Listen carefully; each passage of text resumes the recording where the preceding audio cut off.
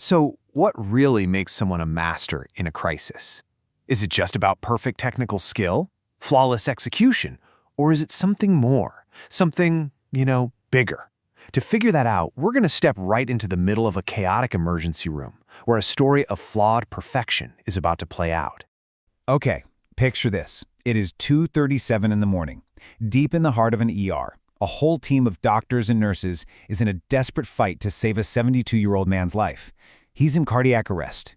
And let me tell you, they are brilliant at their jobs. The CPR, it's perfect. The shocks are delivered at the exact right moment. Every medication, every move, it's all textbook.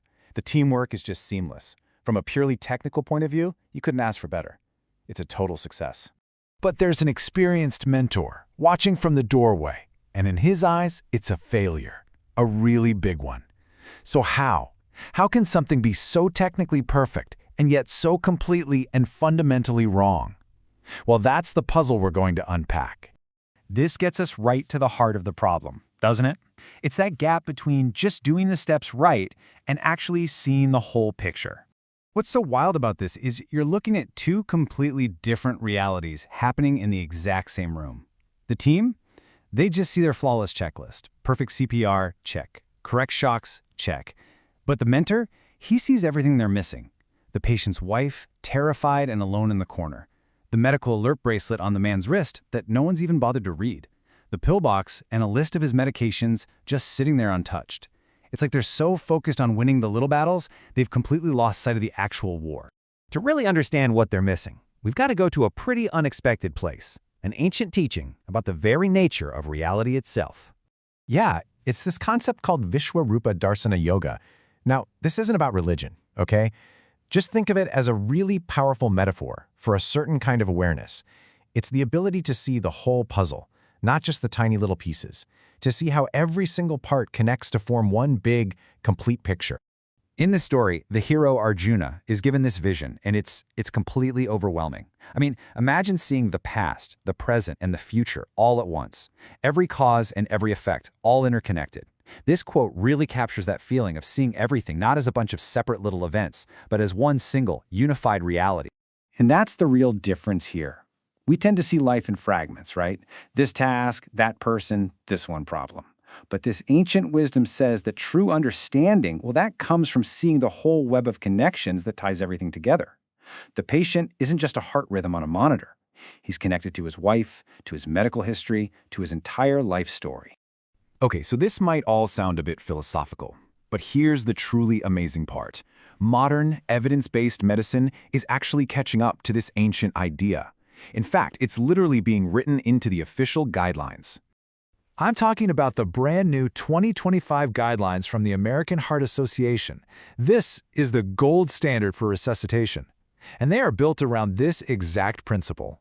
It's not just some nice idea anymore. It is official best practice. And you can see the shift right here. The guidelines now hammer home systems of care. What that means is having one perfect link doesn't matter if the rest of the chain is broken. They mandate patient-centered care, which is about honoring the person, not just fixing the body. They encourage family presence, seeing them as allies, not intruders. And so important, they recognize team wellness, because let's face it, a burnt-out healer can't heal anybody. It's a complete vision of the entire ecosystem of care. So what does this actually look like in practice? The difference between that narrow technical focus and this wider, holistic vision? Well, the difference is just staggering. I mean, just look at these two summaries of the exact same event. The narrow vision is a clinical checklist. 72-year-old, VF arrest, shock, CPR. It's technically correct, but it has no meaning. Now the holistic vision, it tells a story. 72-year-old teacher, his wife is there. The arrest was likely caused by a new medication. It actually pinpoints the cause. It acknowledges the other human beings in the room. This isn't just a better summary. This is a higher level of medicine. Okay, but let's ask the critical question. Is this just about being nicer, or does seeing the whole picture actually, save lives?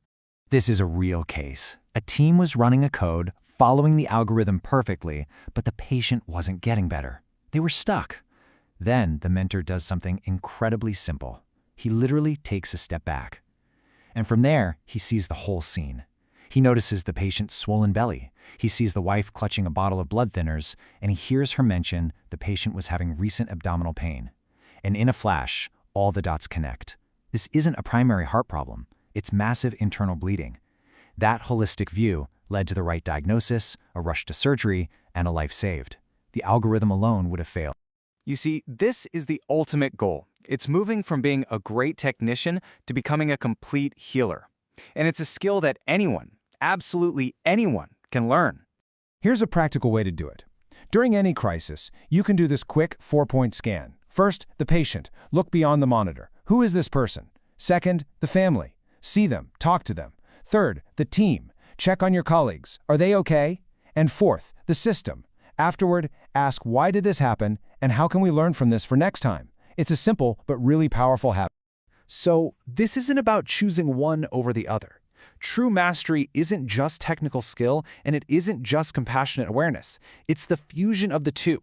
It's being able to perform the most complex procedure while at the same time seeing the entire human ecosystem around you. And you know there's a deeper benefit here. The mentor from our story says this approach is what prevents burnout.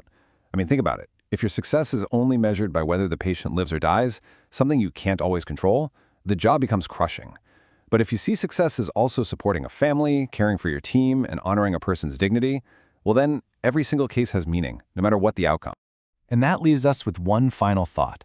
This idea is so much bigger than the emergency room. In our own jobs, our families, our communities, where are we focused so narrowly on the one technical task that we're missing the whole beautiful, messy, important picture? Where could just stepping back to see all the connections change absolutely everything?